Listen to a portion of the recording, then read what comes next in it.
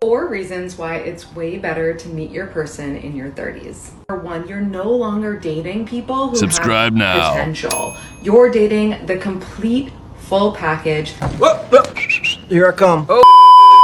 Somebody who is already who they want to be. 2, you're already financially stable, so you can do whatever you want. You can go take an amazing trip. You can get better gifts from this person. All of the things. 3, the timeline is pretty much out the window. You already know yourself. You know who you want. You know what it looks like when they come into your life. So the timeline is up to you. Number 4, you by now know how to handle your emotions so much better. You've done the work on yourself, so you're not going to be running into these roadblocks and fighting as much as you might have if you met in your 20s. Somebody who had an affair. One of the hardest things for me with the recovery was when the fog actually lifts and you can't help but think, what the F was I thinking? When you realize you almost gave up your entire family for a pipe dream. He belongs to the streets. For a fantasy, it can hit like a ton of bricks. And even now, when it's been several years later, it can still sometimes hit me when we're having a really good time. I can look at my family and be like, holy crap, I almost lost everything for my selfish. Well, let's be nice. Yeah. Let's be nice. We don't have to go there. I mean, you're not wrong. Hurting self and wanting to run from my own issues. And it took so much time to get healthy again. So if you're on that line, flirting with coworkers, messaging with an old flame, run now. Sensational. Take my advice and the advice from several people who've lived it and walked it. It's not worth it. Get out and get therapy now. You can't make this shit up. I don't think that the woman chooses the guy. Jacqueline, let me say what you do. You choose, but it's not a choose like we choose. You choose. It's almost an unsatisfying feeling, your choice, because you have to choose as if you're scratching a lottery ticket, meaning you look at you survey the land and go, he's nice, and your skill, this is what I mean, your skill is to stand there and go, I'll get his attention so that he comes over with his skills, because you have no skill to get a man. Your skill is your beauty. You don't know how to get a dude. You don't know how to talk your way into nothing. You don't know how to talk your way into happiness. You never had to move and shake and talk and figure out and get rejected on a regular basis. Damn, son, where'd you find this? You don't, that's not your existence. So of course not, you don't choose a guy. A guy chooses you and you choose to go, I actually did. That's what I'm talking about. That's why he's the MVP. That's why he's the GOAT. The GOAT. Listen, I know you're probably tired of going on dates or meeting guys that you're not compatible with, but can I just remind you something about dating? And that is the nature of dating requires you to have a 99% failure rate. Like, it's not you, it's not the guys that you're specifically meeting. That's just the nature of dating, right? That's what makes the one. They are the 1%, and the rest of them, the 99%, it's going to fail. And so what? Let it fail. First of all, it's not even a failure because you get to learn about yourself and meet new people, but also it brings you closer to that 1%.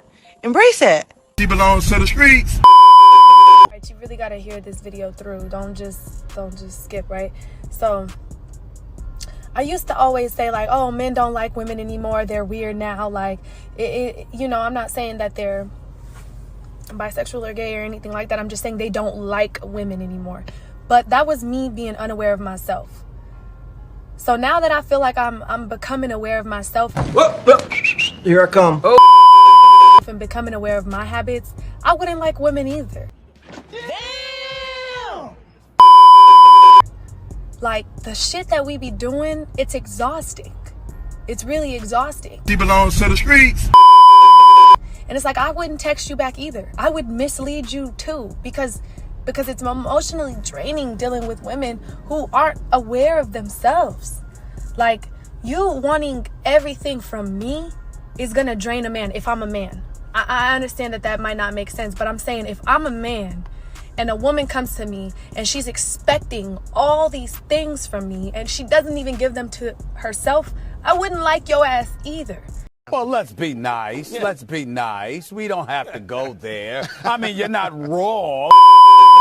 Yes, you're fine, you're attractive, but you're looking for me to validate your entire existence through a relationship. You're literally looking for me to validate everything about you through me while I'm still trying to figure out me. I wouldn't like me either as a man. I swear to God I wouldn't. Women.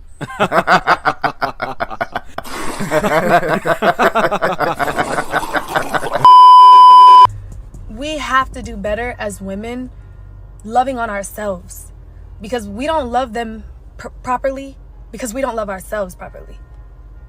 Damn, son, where'd you find this? I wish women really understood nowadays how horrible we present ourselves on social media and publicly when it comes to conversations about money and men making money. It blows my mind whenever I come across a post on social media of a woman who announces her pregnancy and she's pregnant by like a rapper, like a pro athlete or something. And there are thousands of comments from women under that post saying, God, please, when is it going to be my turn? Lord, please send me my millionaire. There are whole pages on TikTok and Instagram dedicated to teaching women how to sniff out millionaires.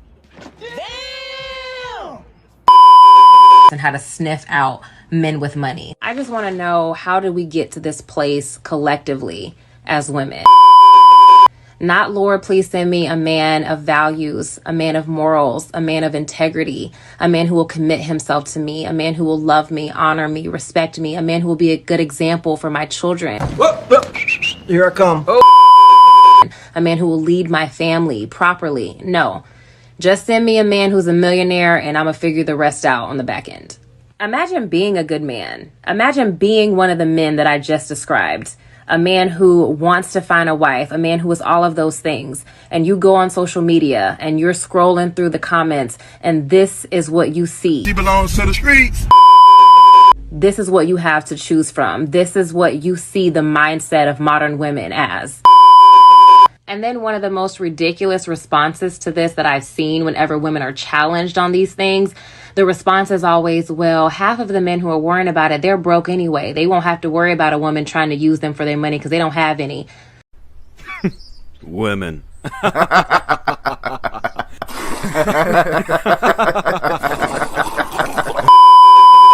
That is not the point, sweetie. That's not the point. Your mentality as a woman, especially a woman who is considering having children or who has children, should not be financial status first, integrity, character second. It is so sad to me how the modern dating market and the overall tone of the modern dating market is that of entitlement and what's in it for me. People place way too much emphasis on financial status.